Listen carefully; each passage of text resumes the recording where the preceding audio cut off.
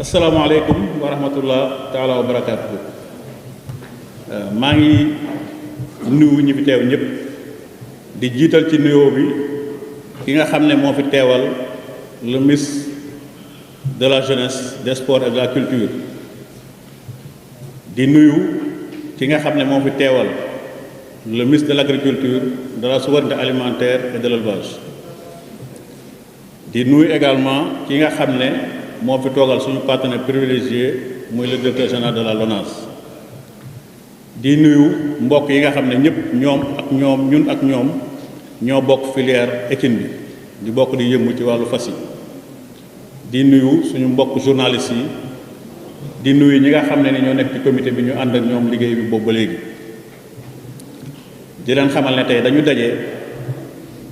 ci wàllu assemblée générale d'information mais assemblée générale boo xam ne gannaaw bi ñu falee dénk ñu li nga xam ne mooy course hippique yi ñu ànd ci ak ñoom di liggéey boobaak léegi ay weer la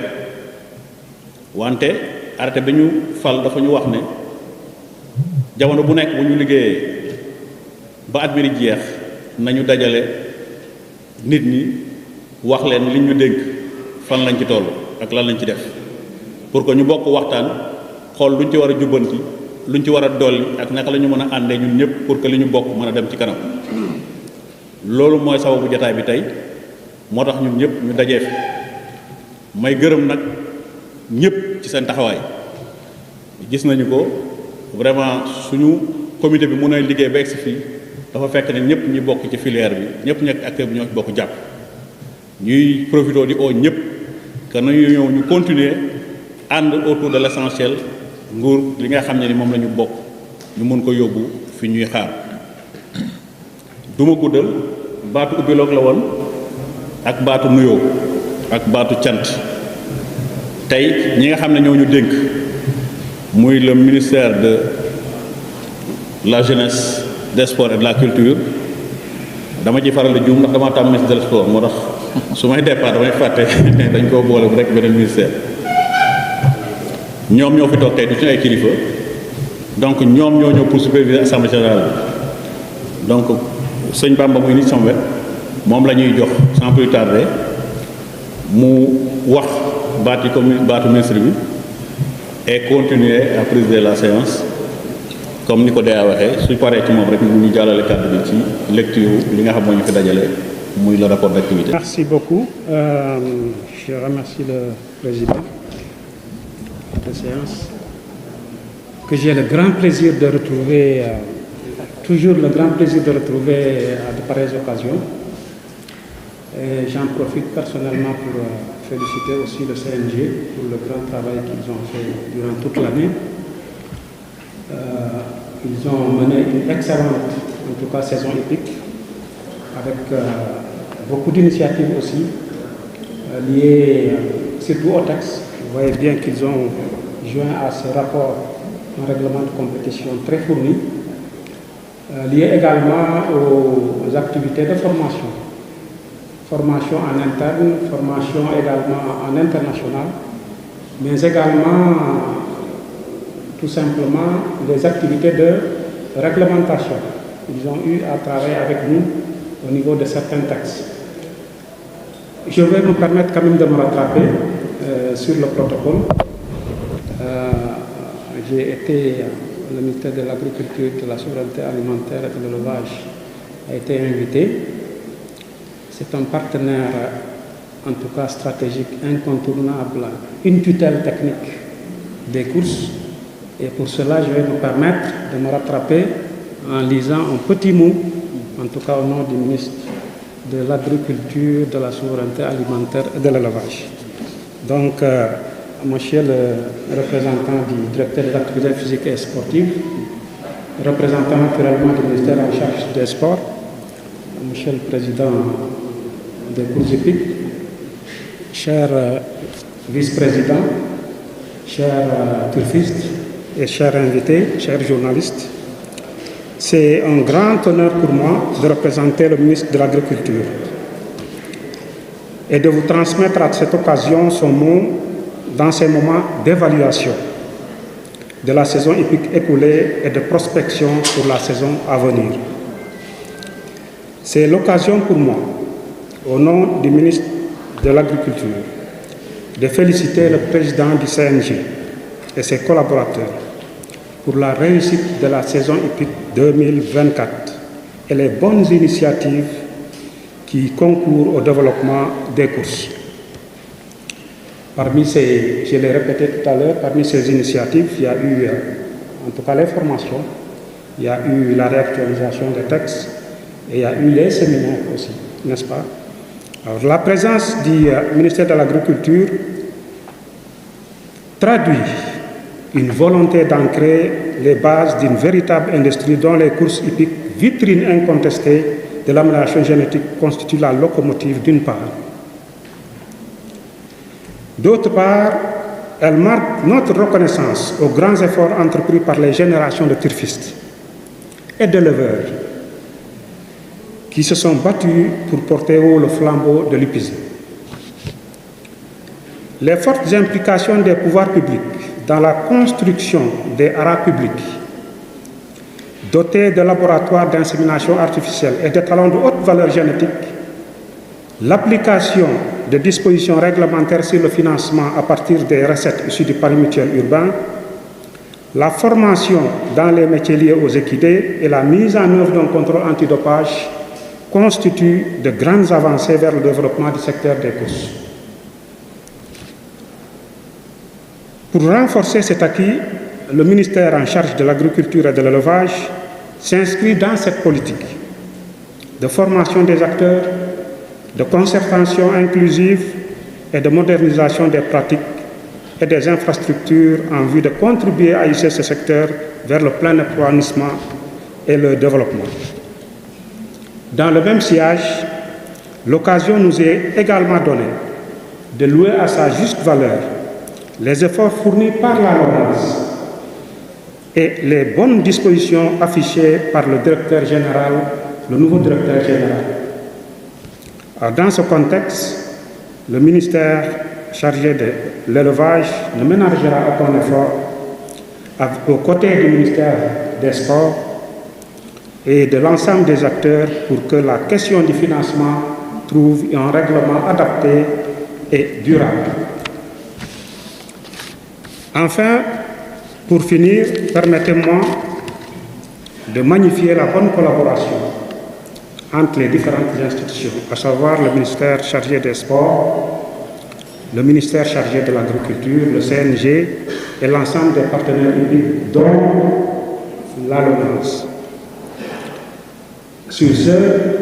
je vous témoigne en tout cas de l'engagement de monsieur le ministre et de tous ses collaborateurs, en tout cas pour accompagner cette filière qui est la vitrine, encore une fois, de l'amélioration génétique. Je vous remercie. maa ngi leen di nuyu xam naa nag en deux mots. nee na ma wax ko séeréer donc ñu ngi leen di remercier surtout le président du CNG, féliciter plutôt le président du CNG en tout cas et son équipe au nom du ministre de l'Agriculture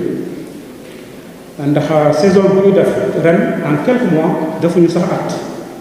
en tout cas en 7 mois je crois def nañu loo xam ne mën nañu wax ne jaloore la ndaxte def nañ lu ëpp loo xam ne journée yoo xam ne defuñu ko depuis 2 ans def nañu ci biir liggéey boobu aussi ay formation yoo xam ne ak ay partenariat boo xam ne au niveau international ñoo ko bokk ci kaw loolu nag au nom du ministre ma leen di féliciter di leen wax ne di leen taalal loxo ne le ministère de l'Agriculture et de l'Élevage dana leen jàppale mu ngi à seen disposition à côté du ministère des Sports di féliciter aussi la LONASE ndaxte nag lu ñuy def depuis quelques années à partir mooy décret bi nga xam ne mooy décret lié au cahier de charge de la LONASE décret boobu tax na ba mu ñu am courses yoo xam ne c'est des courses régulières décret boobu tax na ñun au niveau du ministère de l'élevage ñuy exécuter ay loo xam ne njëriñ la ci filière bi décret boobu tax na au niveau des sports équestres ñuy exécuter aussi yeneen formation moo tax nag en quelques mots vraiment encore une fois maa ngi féliciter maa ngi remercier te maa ngi en tout cas témoigner suñu engagement à accompagner la filière merci beaucoup. auzu billahi mina shaytaani rajim bismillahi rahmaani rahim wa sallallahu ala sayyidina muhammad wa sallim. maa ngi nuyu ñi fi nekk ñëpp ci seen présence di wax ne ñi ngi rafetlu d'abord li nga xam ni moom mooy CNG ci seen le fait ñu bëgg a organiser cette année assemblée générale nga xam ni c'est au profit de tous les acteurs loolu ñu ngi koy rafetlu vraiment du fond du cœur. Cependant on a un petit pincement de cœur ndax tey ñi fi toog ñu ci bëri fii je vous le promets que li leen tax a jóg tey c'est encore le problème du Grand Prix du chef de l'État. Dommage parce qu'on nous a orientés dans un canevas avec des signaux rapport d'activité ak rapport financier. We not deny it. Désolé, je parle anglais là, mais bon. Mais c'est juste pour vous dire que li nit ñi am ci li leen metti ba léegi il faut que nit ñi waxaat ci nag. Par respect pour le CNG et pour ceux qui sont là, je crois que je ne vais pas entrer dans ces détails-là. ngeen baal ma jërëjëf. Vous avez la parole. salaamaaleykum ñëpp ku nekk maa ngi nuyu sa tur ak sa sant man nag benn question rek lay poser mooy maanaam dama gis course dafa am loo xam tamit dama koy suivre ci course chaque jour muy maanaam tey lépp lu jëm ci wàllum entrée bi billets yi ak tribune bi ndax loolu man dama koy demander CNG ndax man daaw jaay nañ ma 4 fois ticket 5000 yoo xam ni ay ticket yu def 2 mois 3 mois la. mii du ma bàyyi ma fen am na su ma xam moo ma bàyyi ma yëg mook Jibi Ndiaye bi ci des dama gis ci CNG bi ci bi man CNG laay wax dama gis ci biir CNG tamit gis naa ci ñoo xam ni dañuy liggéey ci CNG mais dañoo am fu ñu far te loolu dama bëgg ñu génne ko CNG ndax daaw grand prix premier ministre gis naa bi élection rawee ci kaw tribune bi la ku nekk ci suuf ñu yëgal ni dadi moo raw te pour man daa wax rek bu fekkee da nga jóg pour atte waroo yëgal waroo xamal kenn ku raw ku dul commissaire ndax loolu tamit dama gis ni ci course loolu avancé wuñu course bi ci des damay gis tey bu weesoo entraîneur. leeralaatal question bi nga mujjee wax léegi. leeralaatal li nga wax léegi. dama ni.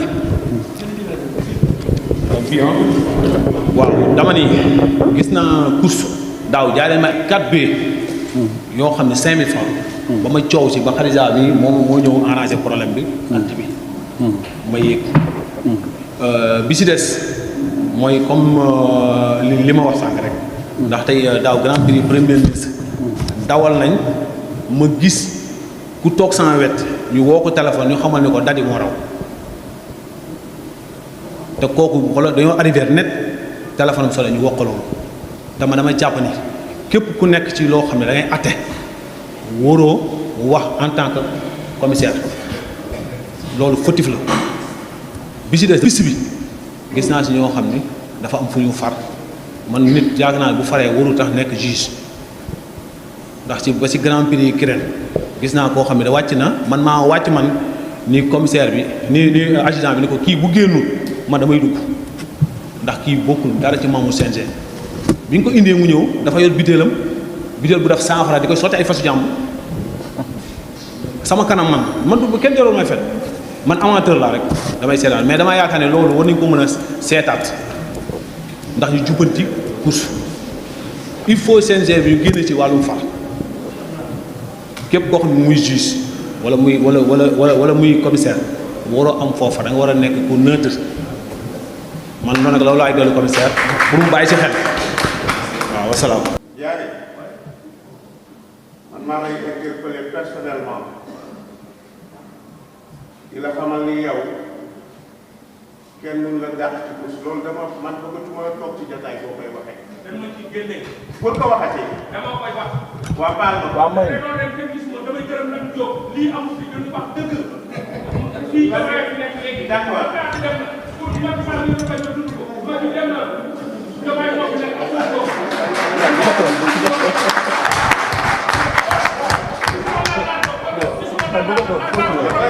waaw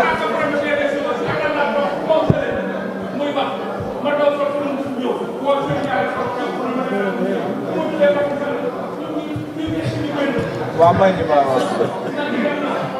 waaw bu dem xaar maître Adja maître allez-y. merci li may am bëgg wax dafa nekk une intervention d'ordre général xam nga course ñun ñëpp ko bokk te ñiy wax jëm nii ak ñiy wax jëm nee yëpp ñoo bokk objectif xëy na dafa angle de perception bi moo bokkul mais dafa am lu fondamental loo xam ni nit ñi dañ ko dul bàyyi xel muy àdduna amul dara loo xam ni du droit moo koy réglementé le droit c'est la vie bu fekkee ni da nga ne ci po dafay jaadu ngay fexe di xam évolution wu po mi Ablaye Coulibaly invité nañ leen au niveau du comité bokkoon nga ci ñi nga xam ni ñi ngi doon participer ci modification wu arrêté contrôle antidopage dem nga foofu ba mu jeex ñëw nga ci biir réunion bi di ñu wax ana collège des commissaires te collège des commissaires arrêté bu bees bi daf ko fi génne créer un comité ad hoc qui a une vocation juridictionnelle droit juge bi àtte dafa am lu muy àttee dafa am lu ñuy wax la forme et le fond yow mi nga xam yaa ngi toll ci forme dañ la jox caabi yoo xam ni bu fond bi jaaree yoon boo ko dugalee ci serrure néeg biñ la joxañ boo ubbee mu ubbeeku bu forme bi jaarul yoon caabi jooju bi du ubbi néeg bi mukk ba ngay xam li ci biir néeg bi lan la donc c'est important de savoir que bu commission bi nga xam ni mooy dépouillé au niveau de l'élevage pare day yónnee les résultats du contrôle antidopage pas au comité national mais à un comité ad hoc je le répète un comité qui a une vocation juridictionnelle donc ni juge di toogee di àtte noonu la comité boobu di toogee di àtte day xool forme d'abord ci biir forme bi gis ngeen ko ci rapport bi défaut d'étiquetage de certains tubes contenant les prélèvements je dis encore une fois que le contrôle antidopage dafa doy waar boo xam ni parce que il est question de l'honneur et de la réputation d'individus loo xam ni day topp ba seeni sët sa maam daf daan dopee balaa ngay dugg ci loolu da nga koy teg ci anam yu wóor ñun li ñu dénk tey ñu ngi ko yor mais dañ ko fiy bàyyi comité bi dafay am archive aujourd'hui vous avez vu que l'espace audiovisuel dans les courses dafa développé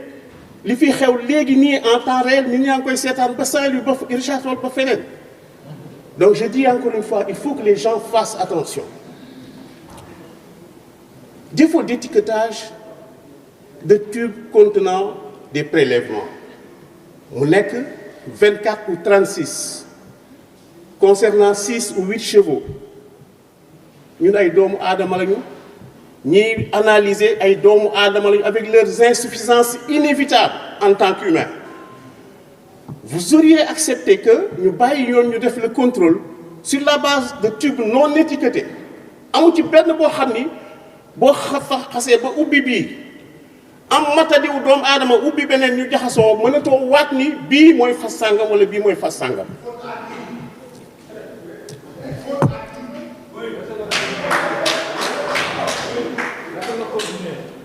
tolloowuñu niveau maag yow parce que fa ngay waxee man dépassé naa fa ñooñu dajalee tube yi ba déglu ma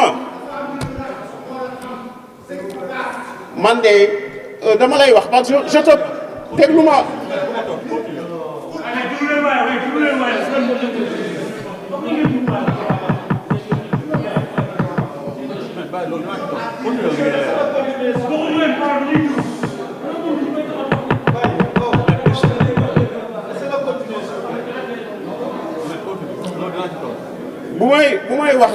bu may wax ni bokkuñu niveau dama ne bokkuñu tolluwaay ci fi may réfléchir ak fa nga toll yow man je parle en tant que membre de cette commission ad hoc commission à vocation juridictionnelle pour nous wax ne lii mais on n'est pas là pour échanger tout de même.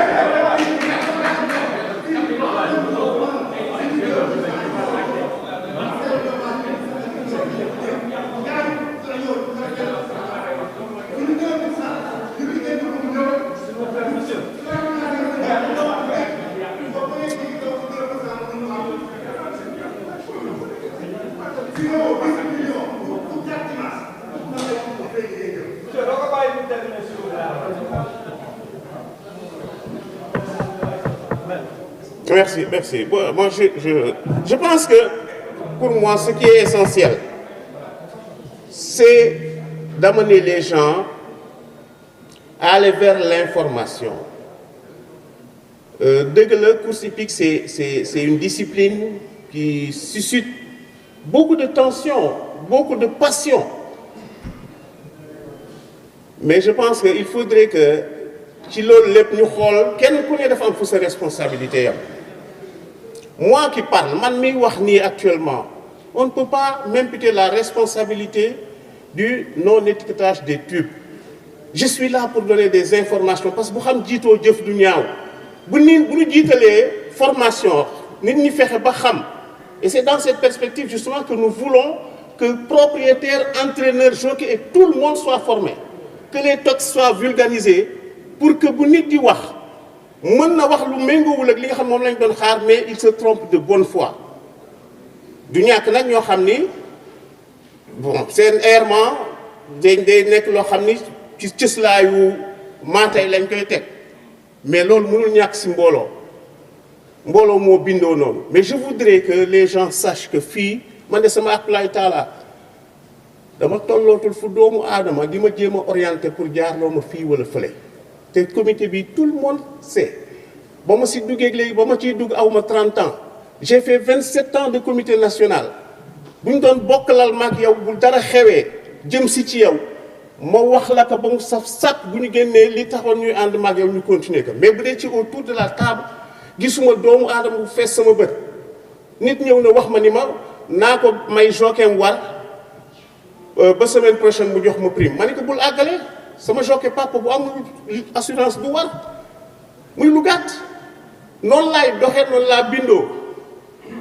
et bu doon suma sago li ma jàpp ni xëy na bëgguma sa wax si yow dafa du yomb mais bu doon suma sago ñëpp am la même perception que moi parce que bés bu course tegoo ci yoon yi ñu koy xaare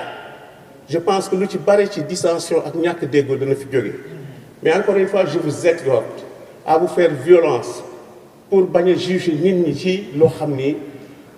méngoowul ak la réalité factuelle dafa metti nga joxañ nit wax ka ni def nga nangam te def ko des fois du la mën a tontu des fois du ko mën a wax des fois fa nga koy waxee du ko fekke te loolu bu yàqul du defaat ñun bare wuñu de te dañu war a bare nag mais bu ñu taxawee di comporté woon nii ñuy def ñu ni neen lay doon encore une fois je pense peut-être xëy na même man sax waxee naa passion mais lu amul passion neexul passion bi li ci am solo mooy que ce soit une passion encadrée et une passion qui garde en filigrane cette sérénité qui vous permet de mériter de la comparaison avec les meilleurs du monde. Loolu mooy ce que moi je lance comme appel pour que chacun d'entre nous sache que li ñu boole benn la li ñu wut benn la bu neexee pour ñëpp la bu bonee. nañ bàyyi ñu yeggale. ñu terminer rapidement waaye. grand nañ dégloo ñu yeggale. ñu dégloo ñu yeggale mooy indi tuuti éclaircissement un peu ci interpellation yi fi am mais d'abord balaa ñu yegg ci loolu dañuy sant yàlla ndax da ngeen ñu dégg seen ay courses jël ko comité boo xam ne je pense que bi ñu commencé ak ba léegi ñu ngi def effort ñu ngi daj lu ne ngir course jëm ci kanam ngir course bu baax su ñu nee defal leen rapport d'activité def rapport financier ba mu yegg doon naa tiit su nit ñi ne li ngeen def ci rapport bu baaxul wala ñu ne ni ngeen jaarale suñu xaalis baaxul mais mbir buy dox di door mënul xëy lépp sotti donc du ñàkk kenn ku nekk dina ci am lu ko ci neexul kenn ku nekk dina ci am lu mu bëgg a yokk kenn ku nekk dina am fu mu xalaat mu dem mais li ëpp solo mooy ñu xam ne que soubassement bi ñu commencé fondation nit ñi je pense que li ma jot a gis ak li may déglu nit ñi ñu ngi koy apprécier à sa juste valeur et je pense que loolu rek moo am solo li ci des suñuy continuer di liggéey lépp lu ci war a leer dina leer man awma habitude di tontu ci ay détails wala tontu ay wax parce que dama jàpp ne su ñu amee fu ñu jëm li am solo mooy ñun ñëpp ñu xam ne fu ñu jëm kuy boot nag di nga boot ku nekk parce que mbir moom bu ñu jiitalee da nga xam ne kenn ku nekk dina topp sa gannaaw kenn ko ngay àndal donc la mu àndal ci ay rëkk ci leneen foog nit ki nangu ko foog équipe bi yëpp nangu ko pour que ñu mën a yegg fi ñu jëm y a eu des interpellations yoo xam ne yëpp déglu nañu ko antidopage bi on en a parlé je pense que c'est une question qui est derrière nous ndax li ma ci waxoon doy na wax naa ñëpp li nga xam ne fa la jaar fa la jógee ba fan la ñu yegsi et leeral naa leen ne nit rek la nit dafa fàtte étiquette nit fàttewul étiquette nit du passé nit ak juum ñoo ànd nit ak fàtte ñoo ànd bi ko ñaareel booy ña ko àndoon di ko def man fekkewuma ko mais ñëpp nekkoon fañ ko doon defee ñëpp nangu nañ ne condition ko doon defee dafa métti trop nit ñi dañ leen a wër ñii jaar fii ñii jaar fii lu nekk mun na nekk donc dañ koy rafet njort parce que man dama jàpp ne suñuy ànd nañuy rafetal te njort kenn ku nekk sa morom suñ ay nit juumee nañu rafet njort te ñoo juum dem na dellu si na comité ad hoc def na liggéeyam tey képp ku ciy dellu si di wax man damay jàpp ne que tu n'es pas positif pourquoi question bi ki ko posé comme ni ko médecin waxee def nañu réunion wax nañu bi ñu génne avant de proclamer le résultat wax naa ne képp koo xam ne dañ ci gis loolu d'accordul ci ñi nga xam dañ ci amoon fas nañu manifester wu nañu def recours parce que boo fay tant que délai de recours yi jeexul maintenant yow bi saxul bokkee nga toog ba délai yi jeex waxuloo bu ko topp réseaux sociaux yi dem ci télé yi di wax damay jàpp ne filière bi boo yàqal mais doxatuloo ci lu positif parce que mbir dañ koy fóot biir réeg suñu amee mbir mu nekk suñu biir baaxul te ñu am yéene dañoo bëgg course yi dem du ci télé yi lañ koy réglé ci suñu amee lu ñuy wax am na fu ñu ko mën a waxee et je pense que képp ku fi nekk tey loo bañ nangul nga ma ne amul ku may woo ci nitu course du ma la déglu ablu ku may woo jox ma suggestion du ma la déglu donc la nga koy demee di ko def feneen tu m'appelles ñu waxtaan nga discuter ak man suñu d'accordee ci mbir daax na suñu d'accord boo demee feneen ma xam ne li nga dem defi parce que da ngaa amul pexe mais boo jógee dem di télé damay jàpp ne defar taxul mais yàq moo tax mbir nag boo ci bokkee di ko gor je pense que bu daanoo du mën lay yàqul du ma dem ba ñun ñëpp lay bokk yàqul j'invite tout le monde à ce que nañu revenir à la raison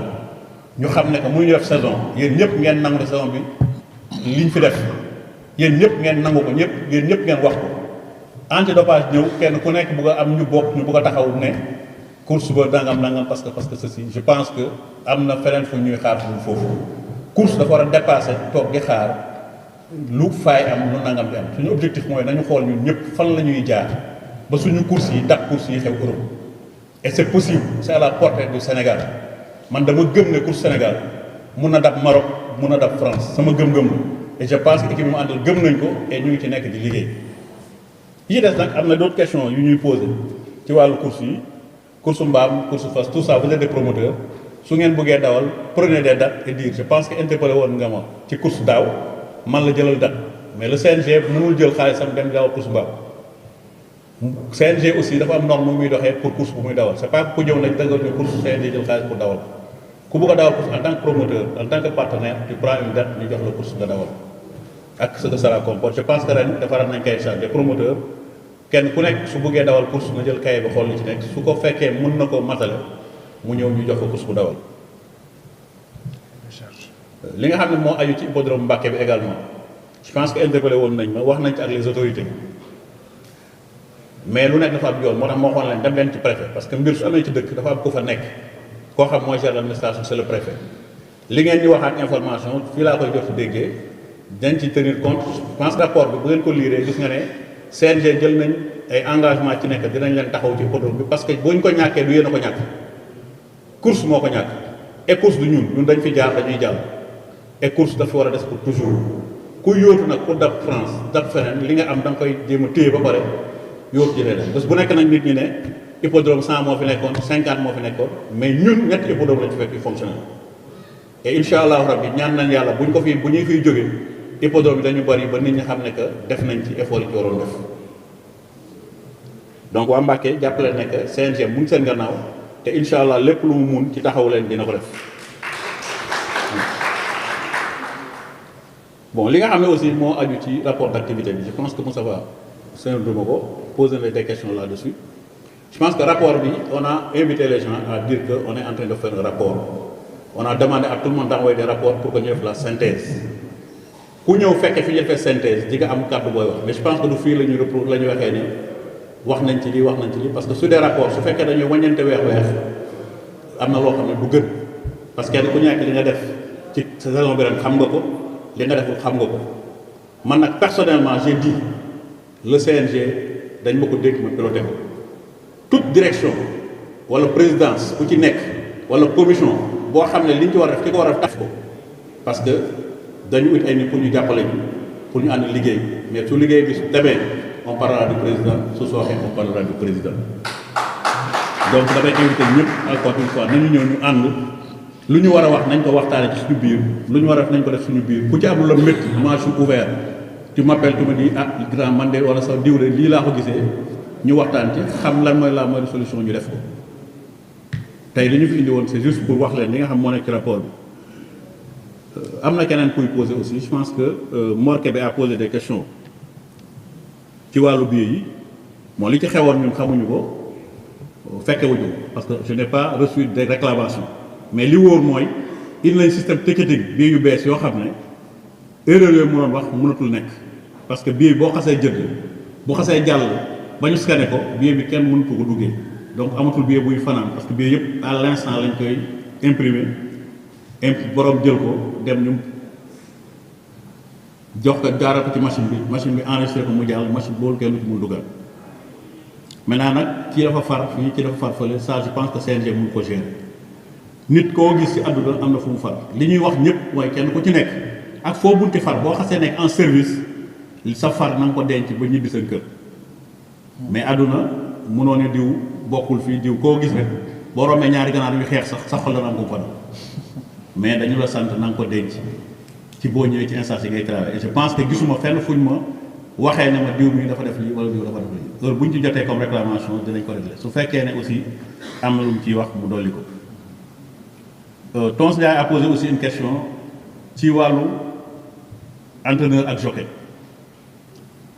je pense que sur l'arrêté c'est écrit noir sur blanc que ñëpp le président des jockeys